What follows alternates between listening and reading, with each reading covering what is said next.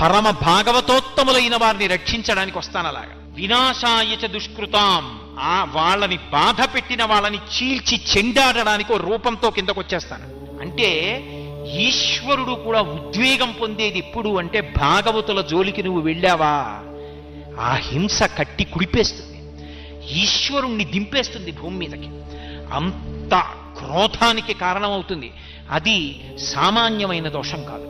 అందుకే ఎప్పుడైనా సరే భగవంతుణ్ణి నమ్ముకున్న భక్తుల జోలికి వెళ్ళేటప్పుడు 1కి 10 మార్లు ఆలోచించుకుని వెళ్ళు అని చెప్తారు.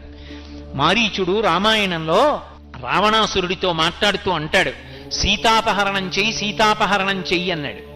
అంటే మారీచుడు అన్నాడు, ఏమిటో సీతమ్మను అపహరించి తెమ్మంటున్నావు, అంత తేలికనుకుంటున్నావు, ఆ దోషం ఉట్టినే పోతుంది అనుకుంటున్నావా?